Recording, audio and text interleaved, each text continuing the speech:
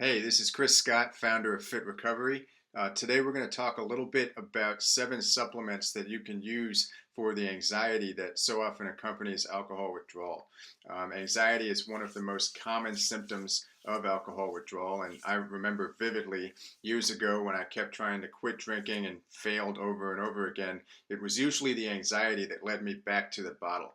And as we know, a drink can solve your anxiety temporarily, but it's never worth it. It's not a good long-term solution, and it usually makes the anxiety worse over time. So we'll explain a little bit about the brain chemistry behind anxiety and why this is the case. But these supplements that we'll discuss can be very helpful, whether you've quit drinking recently and you're having mild to moderate anxiety, or maybe you've quit weeks or months ago and you're having anxiety as a symptom of post-acute withdrawal. Post-acute withdrawal is something that can last for months or even years for some people, and it's basically due to the brain chemistry not normalizing after you quit drinking. So, there are other things, other factors that you want to take into account here, like nutrition, lifestyle, sleep, and supplementation with other vitamins and minerals. But these are some supplements that you can use to get some fast relief from that anxiety. But first, I want to note that if you're having severe anxiety or severe alcohol withdrawal symptoms, let's say seizures or hallucinations, then you want to get yourself to a medical professional right away.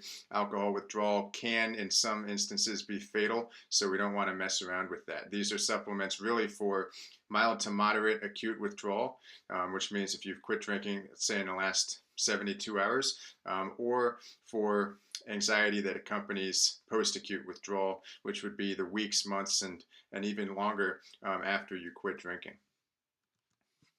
First, I want to review some of the root causes of alcohol withdrawal anxiety.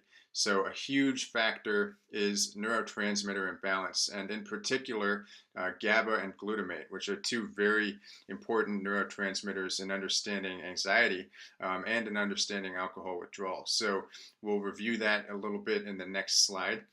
Nutrient deficiencies are also big contributors to anxiety for people who have recently quit drinking. Actually, even for people who may have quit months ago and never repaired those deficiencies. And it goes beyond diet. Usually supplementation is necessary to restore brain chemistry after you quit drinking. Dehydration is a huge factor in alcohol withdrawal anxiety. I think it contributes to anxiety of every kind. I recently took a long flight and forgot to buy a bottle of water beforehand, and I didn't feel normal. I felt pretty anxious. I felt not at ease, and I didn't know what was wrong. But after I drank a huge bottle of water upon landing, I started feeling better. So alcohol is a diuretic. It flushes water out of your body. So you want to make sure that you stay hydrated after you quit drinking. That'll reduce the chance that you experience anxiety. Lack of sleep is another big contributor to anxiety, especially with alcohol withdrawal, because withdrawal is usually accompanied by insomnia. So during sleep, our bodies and brains restore themselves in numerous ways. And if you don't have the benefit of sleep, you're more likely to have your system be out of whack in some way, and that will result in anxiety during the day. So GABA and glutamate are those two neurotransmitters that I mentioned in the last slide. And basically, the important thing to understand is that GABA is the brain's primary calming neurotransmitter, which means it dampens activity in your brain. It's associated with a sense of relaxation. Glutamate, on the other hand, is associated with increased activity in the brain. And so these two neurotransmitters are very important. They need to be in balance with one another. I think that seesaw image and metaphor there is pretty apt, because what happens when you drink is you are stimulating GABA activity. You're actually stimulating your GABA receptors. This suppresses glutamate. So I think you're probably, if you have had an alcohol addiction, or even if you've just had a drink in your life, you probably know that feeling of relaxation that comes from alcohol stimulating GABA and suppressing glutamate. So what happens during alcohol addiction is that your brain adapts to the alcohol continually activating your GABA receptors, and it responds by ramping up production of glutamate, ramping up production of that neurotransmitter that increases activity in your brain. So what happens is when you take alcohol out of the equation, you end up with a glutamate rebound effect. So you end up with high glutamate, but the alcohol is no longer there to make you feel calm and relaxed. Your natural GABA production has been decreased because your brain just assumed that alcohol would be there to do GABA's job. And so a lot of the supplements that we'll discuss in this presentation have the effect of increasing GABA and or decreasing glutamate activity in the brain. So the first supplement that I want to discuss is magnesium. And magnesium is a mineral that is involved in hundreds of bodily processes, way too many to list, but some of the important ones for this purpose are it regulates GABA, so it helps modulate GABA activity in the brain. More magnesium is associated with more GABA activity, so that means more relaxation. A lot of people who take magnesium supplements for the first time feel instantly more relaxed. So this is a supplement that I've had a lot of success with my coaching clients who are almost universally deficient in magnesium. Something that's important to note about alcohol is that it increases magnesium excretion by like 60 to 100% per drink. So, the average American is deficient in magnesium. Over 50% of Americans are deficient in magnesium. They're not eating enough leafy greens, which is where you would typically get it from, but it's also depleted from our soil to some extent. So if the average American's deficient in magnesium, then imagine how deficient someone is who's having 10 drinks a day is. So it's definitely a very important mineral, and it's a very pleasant thing for people to discover that they can just maybe decrease their anxiety by a notch when they start taking magnesium. Magnesium also reduces inflammation, and inflammation itself, especially in the brain and in the gut, can contribute to anxiety, and magnesium's been found to increase brain plasticity. So neuroplasticity is a concept that was pretty recently discovered. Scientists found that we could actually alter our brain cells. We could regenerate new brain cells, and that this would have a lasting effect over time. So there was actually a study that showed that people who were receiving cognitive behavioral therapy had better results when they took supplemental magnesium. The control group that did not receive the supplemental magnesium did not have nearly the same rate of anxiety reduction. So that's significant. The type of magnesium that you take does matter. I typically take magnesium citrate. I go for 300 to 500 milligrams per day, and I took even more sometimes after I quit drinking. I have an article on my site, fit-recovery.com, about how I used magnesium taurate to repair my magnesium deficiency after I quit drinking. And the two main effects that I noticed almost immediately were that my anxiety went down and I slept better. Magnesium glutamate is another good kind of magnesium. It's contained in some high quality multivitamins.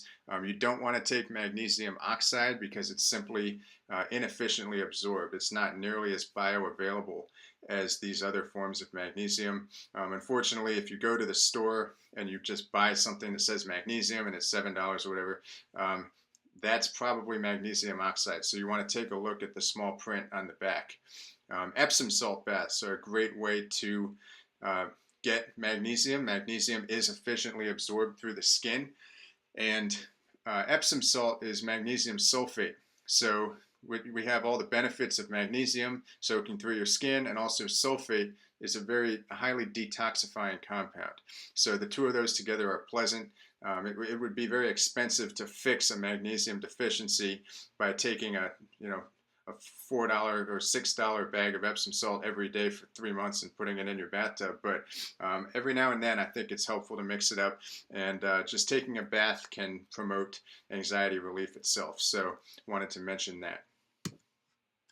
Passionflower is probably my favorite herb for relaxation. I find it to strike the right balance between effective and gentle. It's been shown to activate GABA receptors, similar to benzodiazepines or alcohol, but not nearly as harshly, and it does not appear to be addictive at all.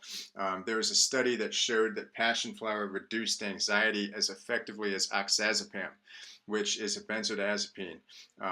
It's good for Passionflower. I'd say it's good for afternoon and evening anxiety because it can have a sedative effect in some people.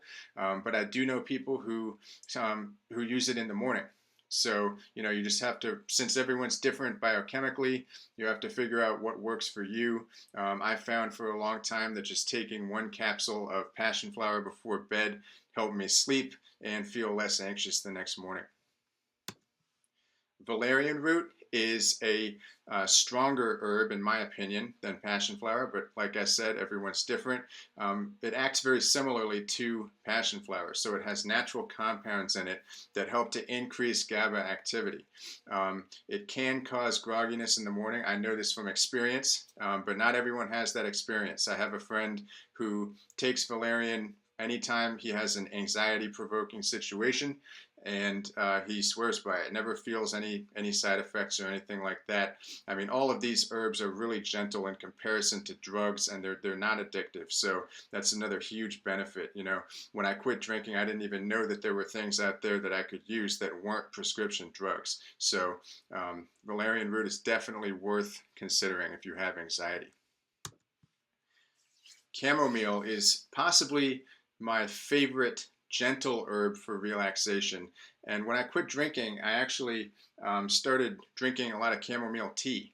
And I didn't really feel anything from one tea bag, but I would put 6 either Sleepy Time or I think the brand was Stash Chamomile from Amazon. I would put 6 tea bags in a pitcher and sip it at night because, like most former drinkers, I had an oral fixation, and it felt weird to sit on my couch and not drink anything. So for me, it worked. And I didn't really realize at the time. I knew that chamomile was supposed to be relaxing. I thought, oh, maybe, someone made up a myth about it being relaxing, and it tastes, kind of relaxing. It has a nice flavor, but it has been shown in studies to support GABA levels. And it also contains a natural compound called apigenin, which has anti-anxiety and antidepressant effects.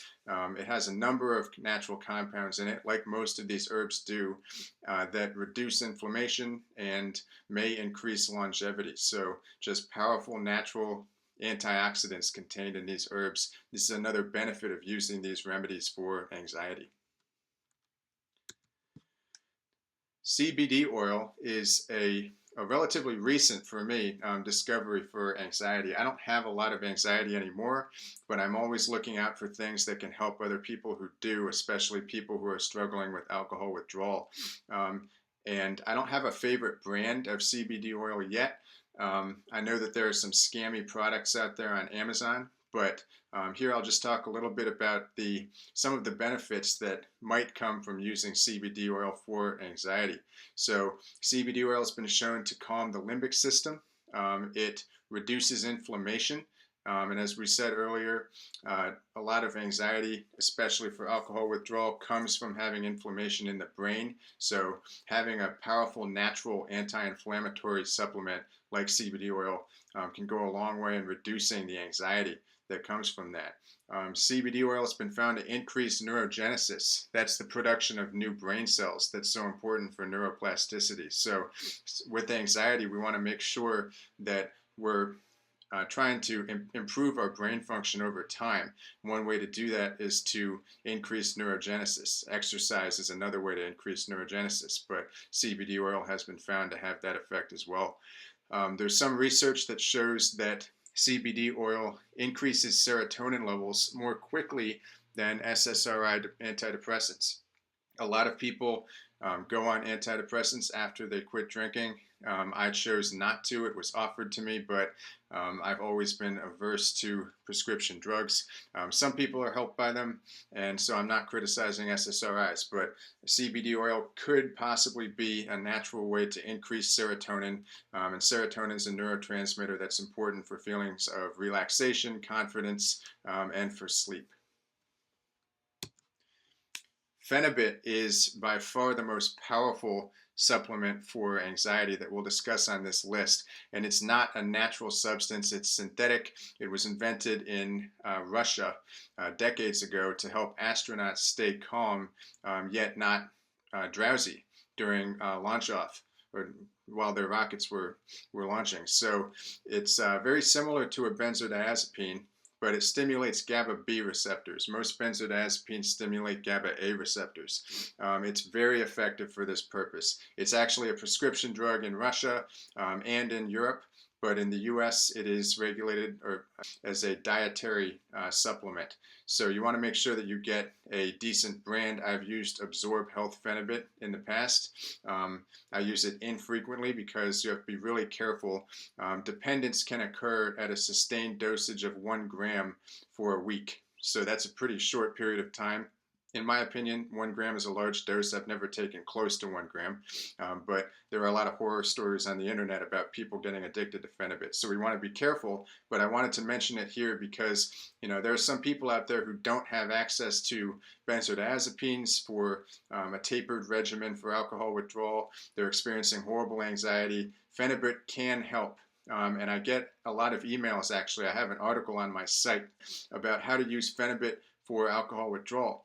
And I've gotten a lot of emails from people who have successfully used Phenibut to kind of quell that anxiety from alcohol withdrawal, and it's enabled them to stay away from alcohol. And so the important thing is that if you do use Phenibut for anxiety, always think of it as a temporary solution. So, you know, it's good for the short term. It's not as bad as alcohol. It's not nearly as toxic. It's not the same thing, but it could be as bad as alcohol if you become dependent on it. So you want to think of it more as like a drug than a supplement, even though it's regulated as a supplement.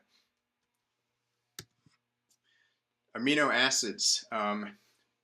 First, I was just going to write about L-theanine, and then I realized there are so many amino acids that can be useful for anxiety. So I guess this list is way more than 7 supplements, but I'll just briefly go over some of the benefits of these amino acids for anxiety. L-theanine is probably my favorite amino acid for anxiety. It's been shown to lower glutamate levels.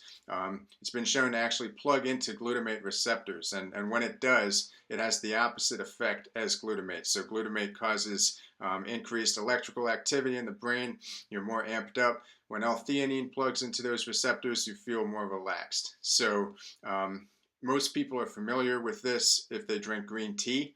So that kind of zen feeling that you get from green tea comes from the fact that L-theanine is a natural component of green tea, and it balances out that caffeine buzz.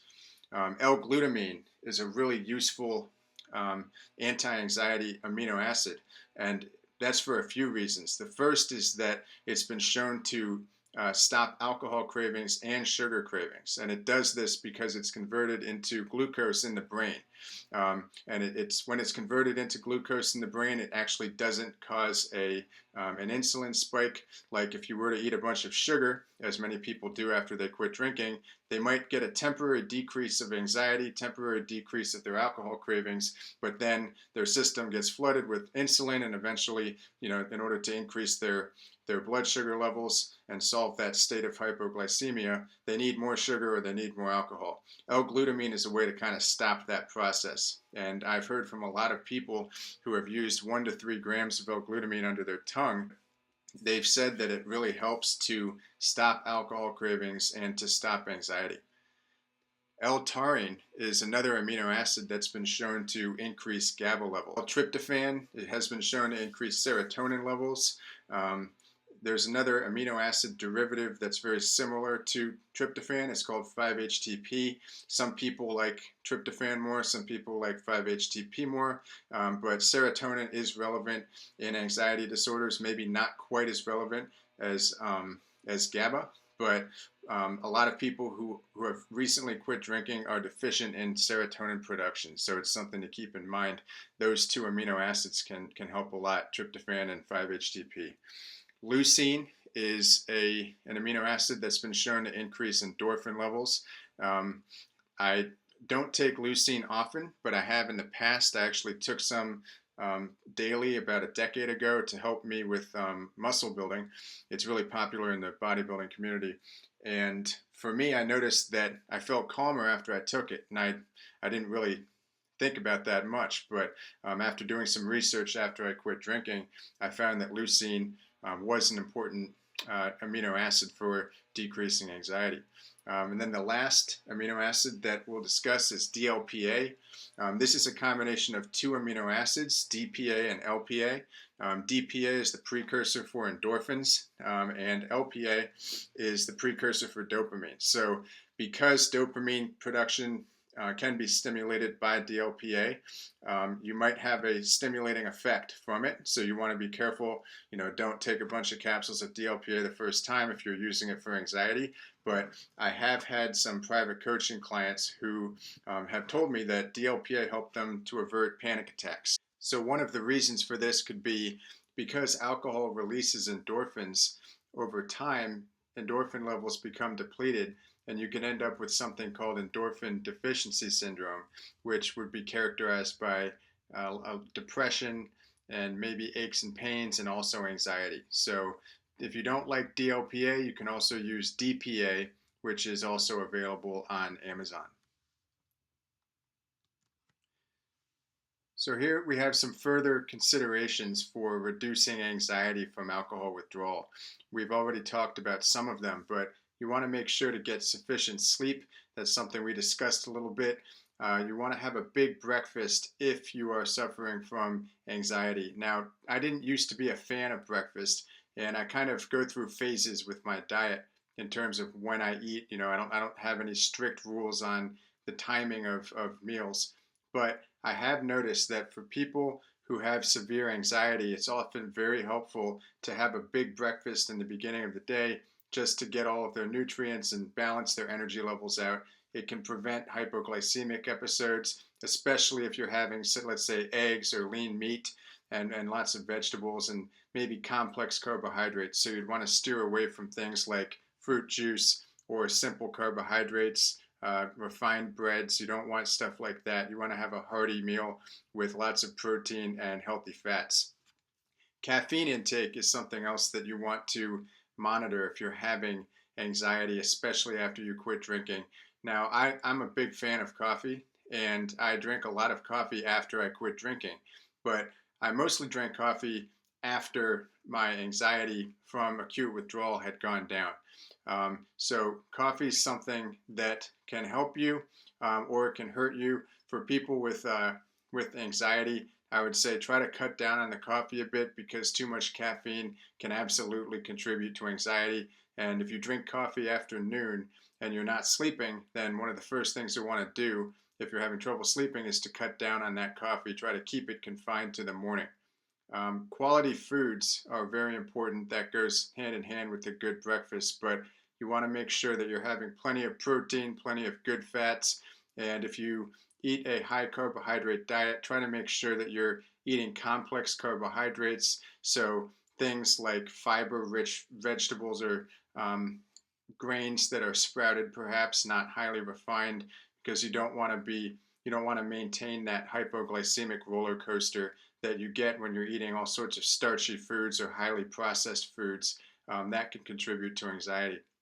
Further supplementation, I could talk all day about supplementation. You can find a lot of information on my website, but a few other supplements that can be useful if you have anxiety are B vitamins.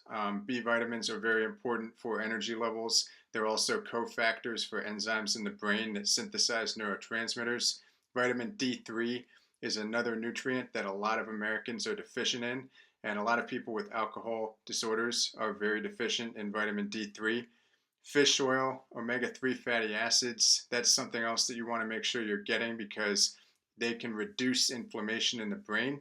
And 1 to 2 grams of fish oil a day can be helpful in providing raw materials for your brain to repair itself. Because I think, don't quote me on this, but about 60% of the brain is made out of omega-3 fats. So we tend to eat too many omega-6 fats, and in the form of vegetable oils and such, we don't get enough omega-3 fats. A few other supplements that can be useful that I haven't discussed here are lemon balm, which is an herb that's, I'd say, similar to chamomile, something I'd say between chamomile and passionflower in terms of its anti-anxiety effects. Magnolia bark is an ancient Chinese remedy that has been shown in some recent studies to be very effective for treating anxiety. Lithium orotate is a mineral that we have trace amounts of. We have trace amounts of lithium in our system, and lithium is often used for people with bipolar disorder and other mental illnesses. It calms people down. It can prevent panic attacks. It's pretty amazing in that regard. Lithium orotate is I'd say, weaker formulation than the types of lithium used for that, but a lot of people swear by it for preventing anxiety. Exercise is huge for preventing anxiety. There's a reason I called my site Fit Recovery, and that's because before I discovered the power of supplementation and diet and other lifestyle changes, or I'd say while I was in the process of discovering them, I would hit the gym hard every day. And that really helps in the short term to make you feel better, to reduce anxiety. You get an endorphin boost. There are plenty of other neurotransmitters that are affected positively by exercise in the short term and the long term. Exercise also releases a compound called BDNF, or brain-derived neurotrophic factor, so it allows you to more efficiently and more rapidly rewire your brain over time away from that anxious state and to create a default state that's calmer and more collected. Meditation is another great way to combat anxiety. I used to do about 10 to 30 minutes of meditation every morning after I quit drinking, and now there's research showing that it is helpful for neuroplasticity. It's helpful for rewiring your brain away from addiction. People who meditate tend to be less impulsive. And there's also some evidence that meditation can help slow down the rate of aging in every cell in your body, which is pretty tremendous. So it's not just a woo-woo thing. There's some solid science behind meditation. Yoga is something that I've actually started to get into a lot recently, and I'm glad I did because I feel a bit calmer by default all the time. I would say yoga is a form of active meditation, and it can help enhance your mind-body connection. People who have anxiety after quitting drinking often feel disoriented or out of touch with their bodies or depersonalized, and I found that yoga is very helpful for feeling centered. So I just want to close this presentation with a quote and a book recommendation. So one of my favorite quotes that I came across after I quit drinking was a Tony Robbins quote, and it's "You feel what you focus on." And I think that's really relevant because in any given time when you're feeling anxiety, the root cause could be biochemical, and likely it is if you've quit drinking recently or if you've been struggling with post-acute withdrawal. But you also want to pay attention to what's going on in your subconscious mind. Often we let ourselves be inundated with all sorts of thoughts, some of which are relevant, some of which are not, and we become unaware of what it is that we're actually focusing on, what it is we're feeling. So if you ever feel like you're on the verge of a panic attack, ask yourself, what am I focusing on right now? Or what is my mind involuntarily making me focus on that could be contributing to this? You might find that there's something that you know you should be doing that you're not. Procrastination can certainly cause anxiety. You might find that there's a life change that you need to be making that you're not. So I think it is important not to go through life unconsciously. It's important to figure out what you're focusing on, even if you're not consciously focusing on anything, because that can be a problem. So that's just something that helped me. If you try to control the object of your focus and not dwell on negative things or dwell on things in the past. I recently heard another quote that I liked, which is, "If you dwell on the past, then you're depressed, and if you dwell on the future, then you're anxious." So a lot of people who feel anxiety could be dwelling on things that they can't really control. So things like exercise, meditation, yoga can really help us return to the present moment. And I've found that to be very helpful in beating anxiety. And lastly, one of my favorite books that I came across for beating anxiety after quitting drinking is called How to Stop Worrying and Start Living. That's a book that was written, I think, in the 30s or 40s by a guy named Dale Carnegie. And it's kind of old-fashioned, but it's a fantastic book.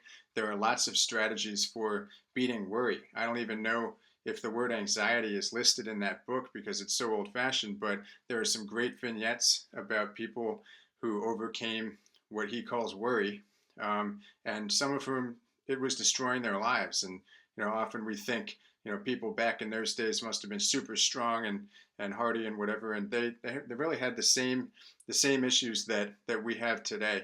And so it's not about alcohol withdrawal anxiety per se, but I think a lot of the strategies can be effective for people who do have anxiety after quitting drinking. So, well, that's the end of our presentation here. I hope you enjoyed it. And if you did, then feel free to give me a thumbs up and subscribe for more videos. Thanks a lot. Take care.